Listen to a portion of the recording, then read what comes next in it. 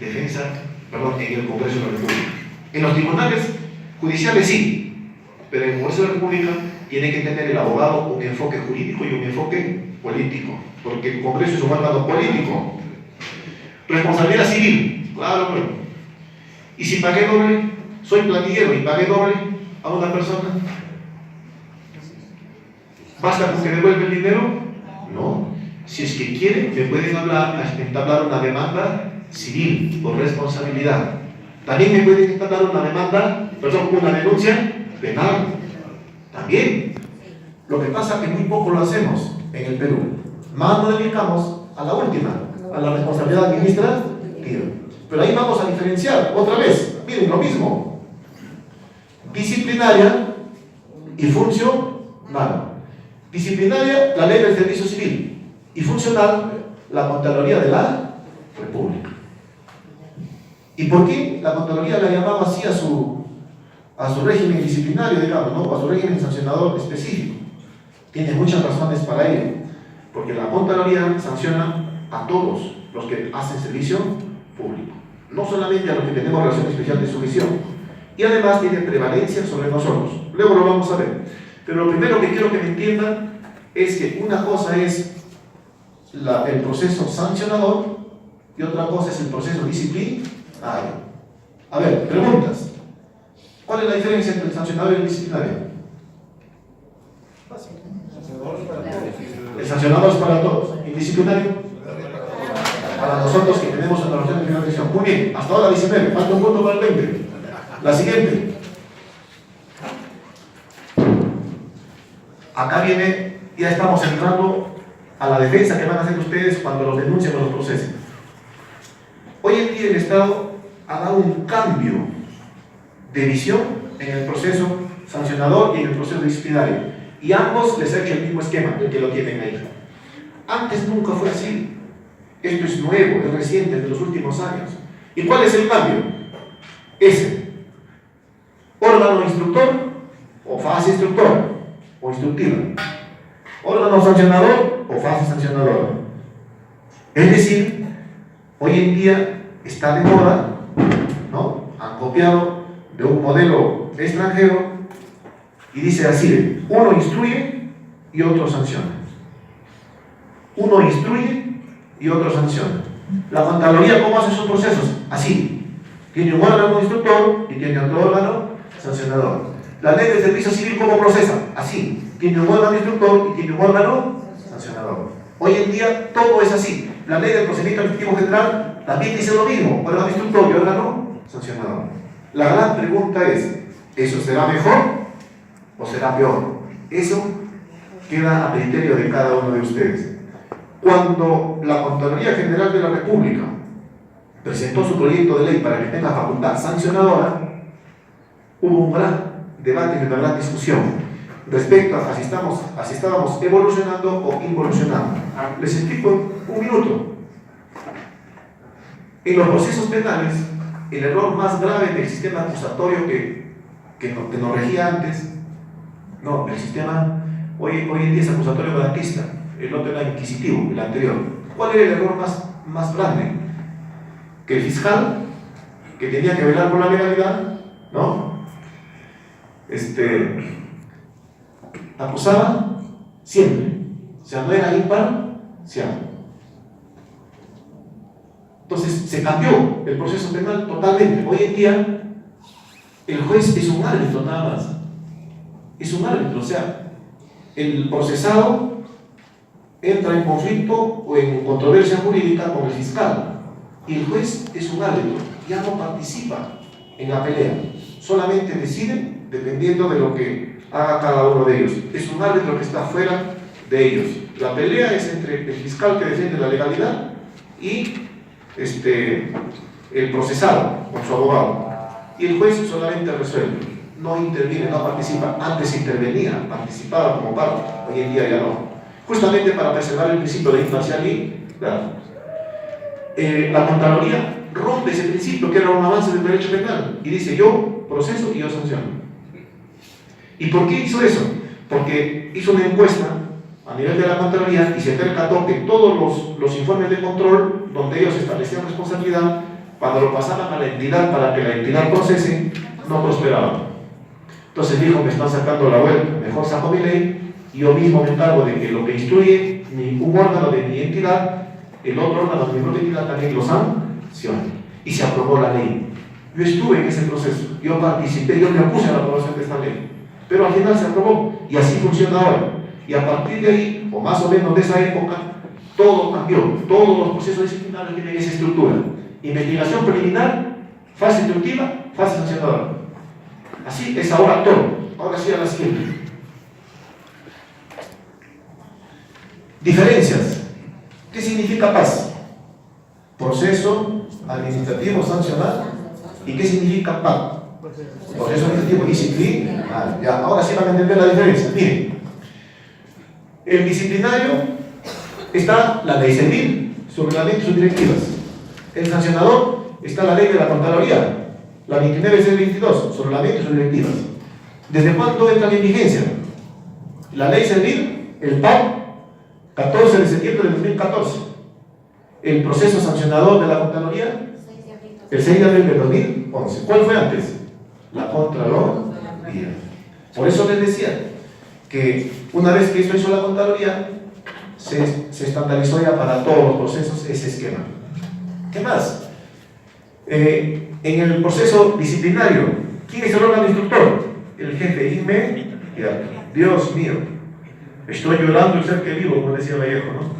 Mi jefe inmediato es el que va a determinar si está en mérito o no hay mérito para pasar a la otra etapa, que es la sancionadora. Si me llevo bien, me va a ayudar. Si me llevo mal, me va a matar. Ahí viene la pregunta: ¿qué tan conveniente es que sea quien me evalúa mi jefe inmediato? Yo siempre he sido de la idea que sea un impar. Siempre he sido esa idea.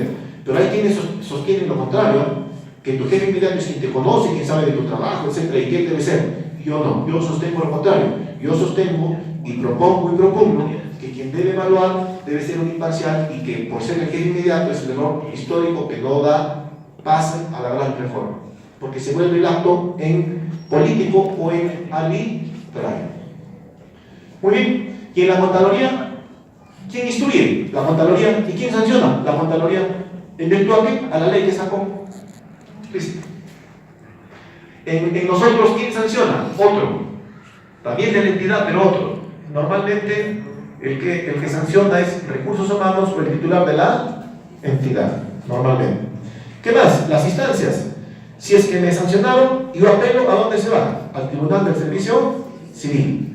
Pero si me han procesado la Contraloría como un proceso sancionador, ¿a dónde apelo? Al Tribunal Superior de Responsabilidades Administrativas de la propia Contraloría. O sea, la Contraloría me instruye, la Contraloría me sanciona, y la Contraloría resuelve la apelación. En otras palabras, es muy difícil salvarse de la Contraloría. La siguiente. Ahí siguen los elementos, ¿no? ¿Qué tipo de infracciones hace el proceso disciplinario? Leves, graves y muy graves. La Contraloría, solo graves y muy graves. Eso es importante para la defensa. La Contraloría solamente puede abocarse para graves y muy graves. En cambio, el proceso disciplinario a cargo de nuestra entidad, ese sí, para leves, para graves y para muy graves.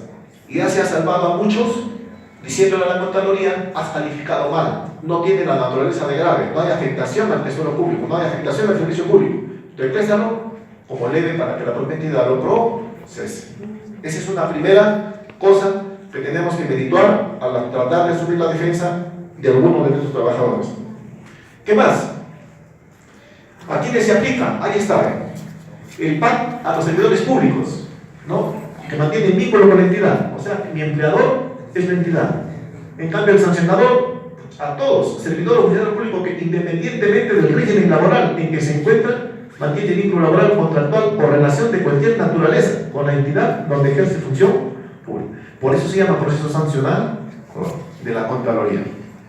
Ahora sí se entiende todo. Bueno, el último, ya que las empresas del Estado, eso ya no importa. La siguiente. Bueno, la siguiente, eso ya lo hemos conversado hasta decir basta. La relación. Miren, ambos son similares, ambos procesos.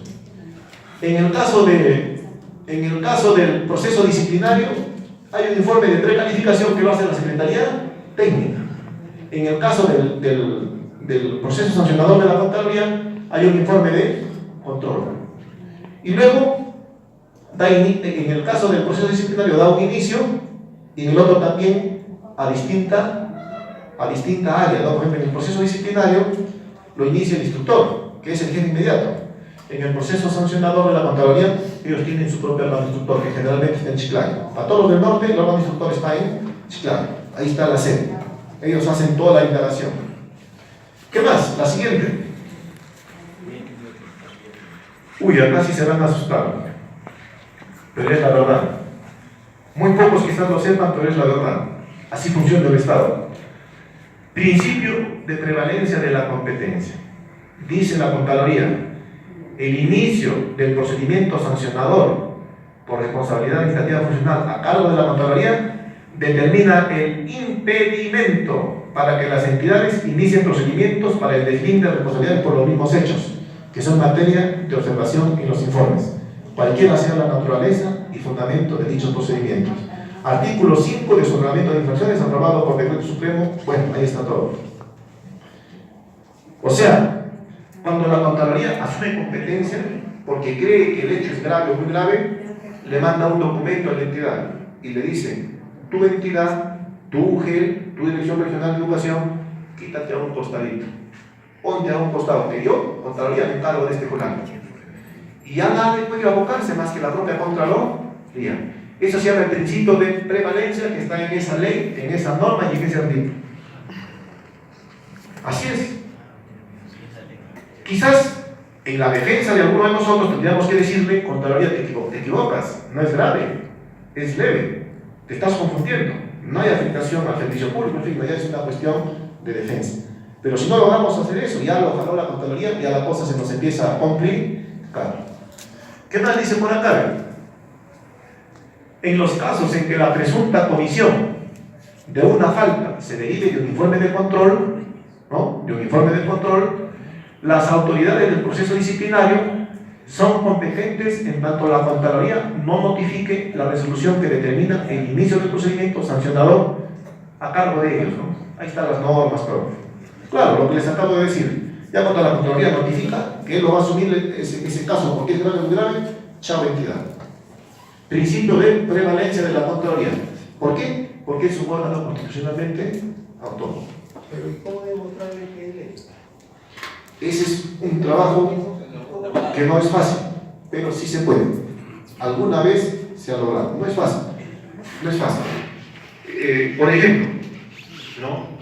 A ver, un ejemplo en el que podría aplicarse esto. A ver, Julito, un ejemplo, de repente un caso de bajo. Por ejemplo, una trabajadora, ¿no?, de una entidad hace un requerimiento para la compra de un servicio para los trabajadores. Hace el requerimiento, la entidad lo compra, todo, pero en el proceso de compra dice la servidora: ya no queremos esa cartera, sino queremos un chalequito en lugar de la cartera. Pero en los papeles sigue figurando cartera, ¿no?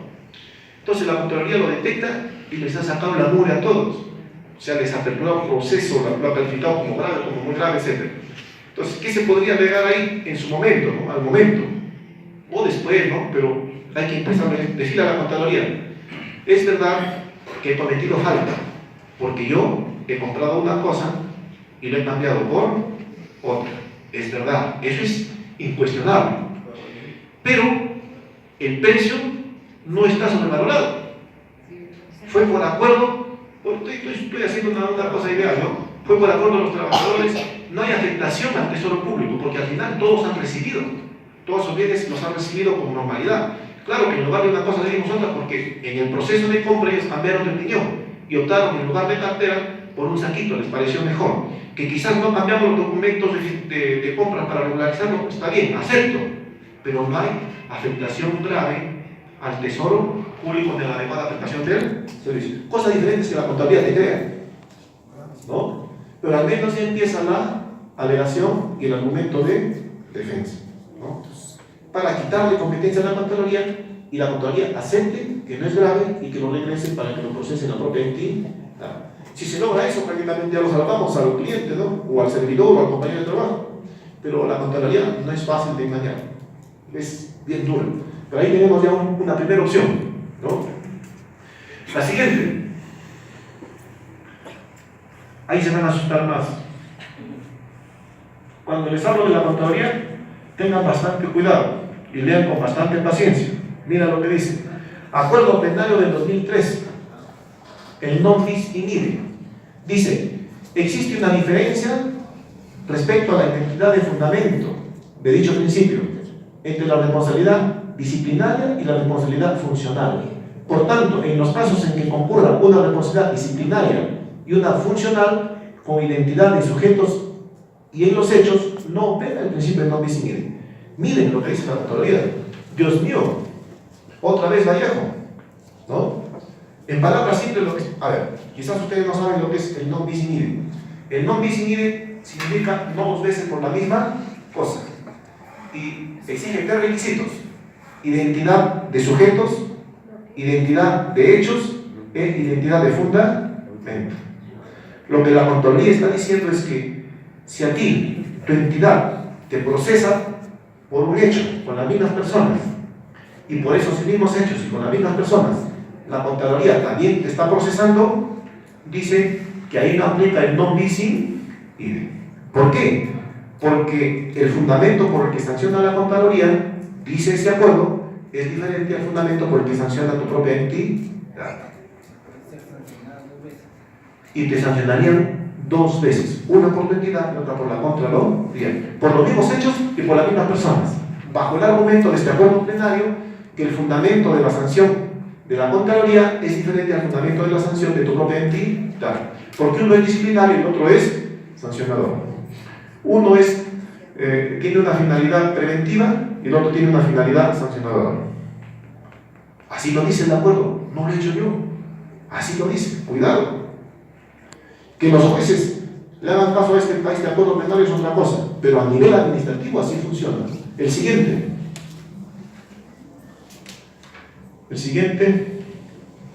bueno, el siguiente ahí. Bueno, ya lo hemos conversado. El siguiente, principios, ahí. El siguiente, ahí. Ahora sí, vamos a entrar ya de lleno al tema del proceso disciplinario de la contabilidad. Ya lo abordamos. Tiene sus propias leyes, tiene sus propios plazos, tiene sus propias reglas. Lo que dice la ley del procedimiento administrativo general no se cumple para la Contraloría, porque la Contraloría tiene su propia ley. Por ejemplo, un ejemplo, a ver, la Contraloría dice, a ver un ejemplo, ¿no? Que tú tienes, una vez que presentas tu apelación, no me acuerdo muy bien, pero algo por ahí, tú tienes creo que 5 días para pedir informe oral. Si es que no pediste informe oral y lo pides después, chao, ya no tienes derecho. Las otras leyes dicen lo contrario, pero la Contraloría tiene su propia ley y esa es la que se respeta en el proceso de la Contraloría. ¿Qué más? La Contraloría tiene otra forma de contar la prescripción del proceso sancionador. Puede pasar 1 año, 2 años y no pasa nada. Tiene su propia regla. Le puedes aplicar la ley del procedimiento administrativo general o las reglas del proceso disciplinario a la Contraloría. No te hace caso. ¿Por qué? Porque ellos tienen su propia ley que establece otros plazos y otras reglas. Obviamente son plazos más largos, es más difícil que prescriban, es más difícil que caduquen. Ahí tienen un plazo de caducidad y plazo de prescripción, pero son más largos que lo que dice la ley general. Y nadie le ha dicho nada ni lo puede corregir porque es un órgano constitucionalmente autónomo. En lo que sí son similares es en la estructura. Informe preliminar o investigación preliminar, órgano instructor y órgano sancionador. En esto sí, las estructuras son iguales. Los principios, los mismos. Pero las reglas procesales o procedimentales son totalmente diferentes. Bien. Hay varios principios. Obviamente no voy a desarrollar todos porque ya... A ver, regresen al anterior. El anterior para que escojan solamente uno, porque si no... El anterior... no están numerados, ya no importa. El siguiente entonces. Los dos y el siguiente... Ya. De los principios, escojan uno. Hay como 12, 13 principios, ¿no? Para desarrollar uno muy difícil. no difícil, sino el tiempo no da. Quizás algo importante, a ver, el principio del debido procedimiento, que todos los días se viola y que les puede servir a ustedes. Miren, me aperturan un proceso imputándome la vulneración de la norma A y de la norma B. Hay un hecho y me dicen, te aperturo un proceso porque con ese hecho tú vulneras la norma A y vulneras la norma B. Y así me pasan mi pliego de cargos, hago mi defensa, todo. Y luego cuando ya me sancionan no solamente por la norma A y por la norma B, sino me agregan que también he vulnerado la norma C. Pero esa norma C no estaba contenida en el pliego de cargos. Cuando ocurre eso, se ha violado un principio fundamental que es el principio del debido proceso o procedimiento. Y por lo tanto, yo apelo y digo que se ha violado ese principio porque me están imputando responsabilidad por una norma que inicialmente no se me ha dado a conocer para que yo ejerza mi derecho a la defensa. Por lo tanto, se ha violado el debido proceso y esta sanción es nula. Y lo traigo abajo todo el proceso. Muy bien. Ahí tienen el ejemplo de cómo se vulnera el principio del debido procedimiento. Otro ejemplo que sea bastante usual, el principio de razonabilidad. A ver, en el caso que les conté de los servidores que compraron unos bienes y por cambiar la cartera por un saquito, la contabilidad los ha inhabilitado por 2 años a todos, se ha violado ese principio de razonabilidad. ¿Por qué? Por una razón simple. Miren, el que hace el requerimiento tiene la misma responsabilidad que el que compra, tiene la misma responsabilidad del almacenero, etcétera. ¿Todos tienen la misma responsabilidad? No, cada uno tiene roles diferentes y por lo tanto, si tienen roles diferentes, tuvieron que tener sanciones diferentes. Por lo tanto, darles la misma sanción a todos vulnera el principio de razonabilidad. ¿Por qué? Porque no han tomado en consideración los criterios para imponer la sanción. Por ejemplo, el grado de jerarquía. ¿Quién compra? Logística. Entonces, logística tiene mucha más responsabilidad. No han tomado en cuenta la especialidad del servidor, no han tomado en cuenta de repente la participación de uno más, la concurrencia de varias faltas, ocultar o impedir, etc. No han tomado en cuenta eso y le han dado la misma sanción a todos. Se ha vulnerado el principio de razonabilidad. ¿Sí? En este caso, por ejemplo, el almacenero, a mí me parece que no tendría responsabilidad porque él ha recibido los chalecos que fueron comprados y no sabía que los que hizo requerimiento habían pedido responsabilidad. Ahí la Contraloría lo ha capturado al almacenero por la siguiente razón. Cuando hacen el cambio del producto, por ejemplo, de carteras por chalequitos, vienen los chalequitos y los chalequitos no ingresan al almacén. Los servidores se van desesperados a recibir su chaleco, ¿no? Las mujeres por etiquetosas ha pasado eso, ¿no? Han ido a recibir su chalequito, ellos no han firmado todo y al pobre almacenero no lo han permitido que ingrese al almacén. Pero sí lo han hecho después que firme como si hubiera ingresado, pero no existían los documentos que prueban de que ha ingresado al almacén. Entonces por ahí lo han cogido al almacenero, ¿no? Obviamente el almacenero era un profesor destacado, claro, era un profesor destacado que le decían, si no firmas acá, te regreso a tu colegio, ¿no? Pero la Contraloría les ha dado la misma sanción a todos. 2 años de inhabilitación, a todos. Un exceso.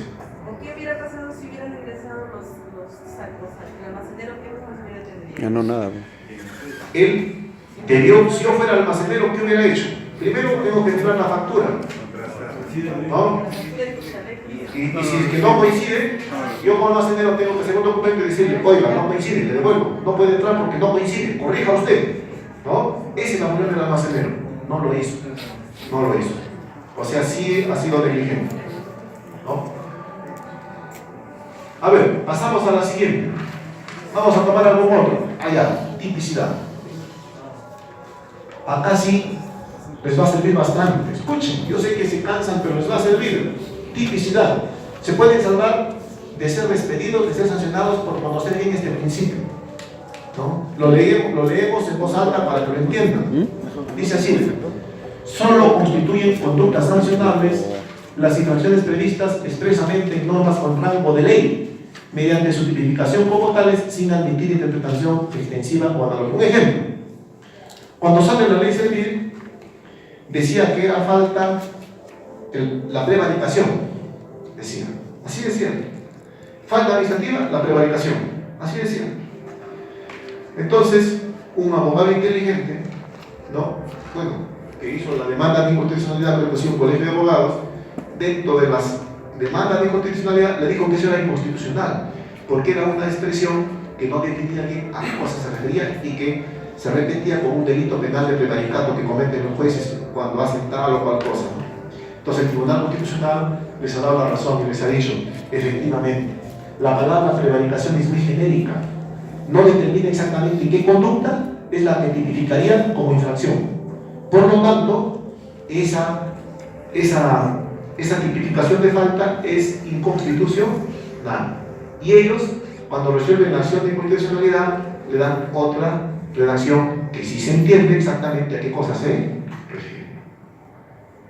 Todos aquellos que fueron procesados por prevaricación, su sentencia, su sanción es nula porque se ha violado el principio de tipicidad.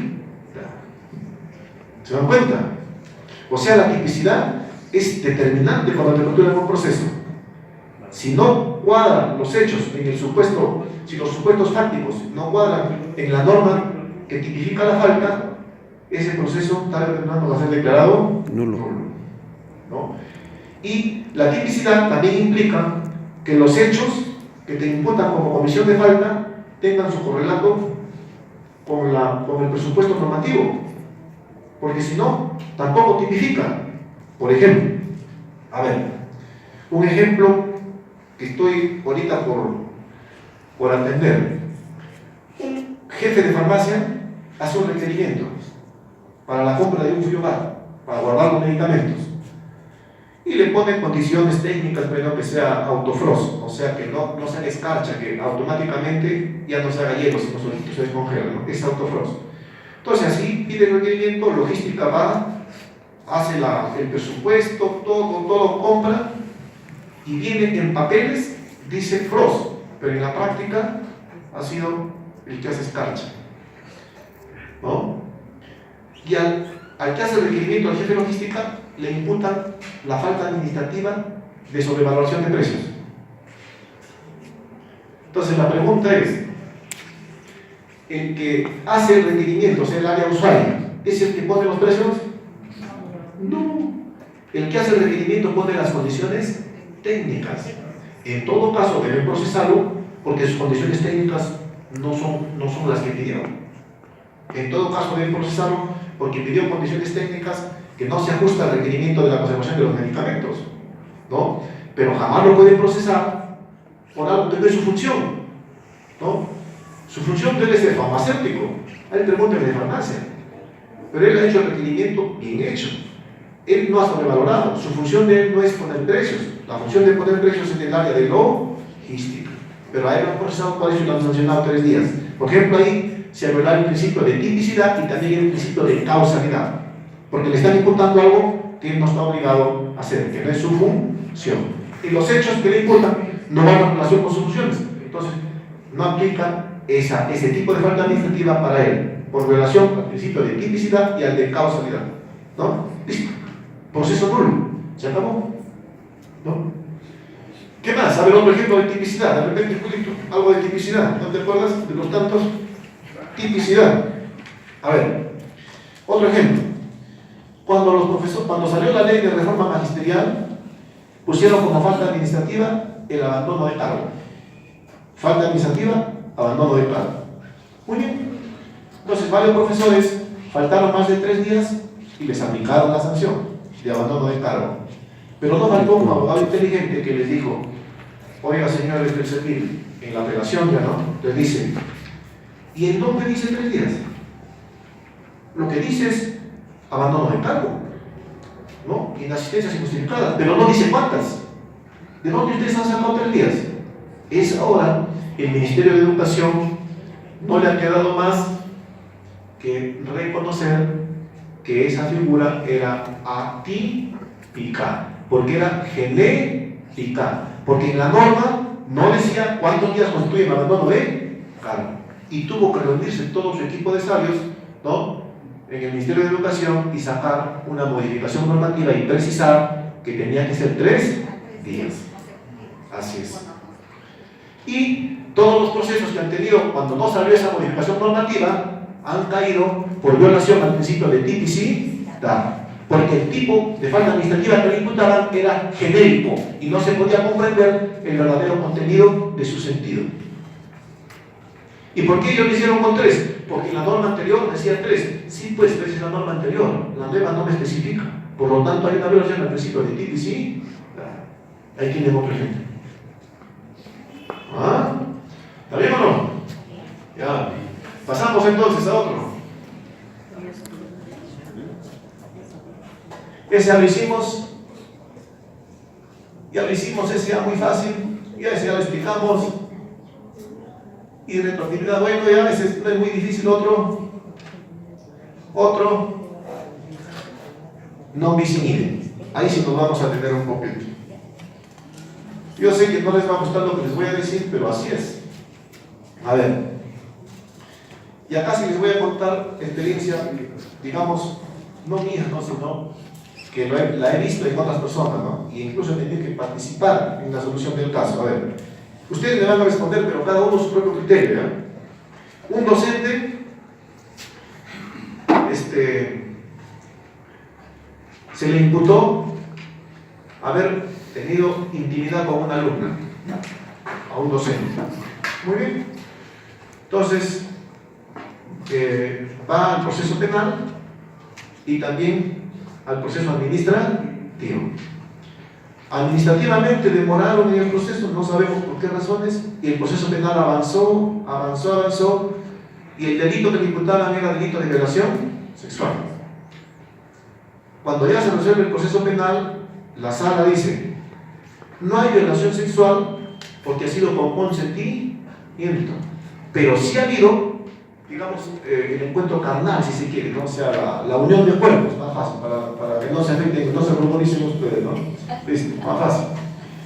Entonces, el juez o la sala decía: no hay delito de violación porque ha sido con consentimiento, pero sí está probado que ha habido unión carnal.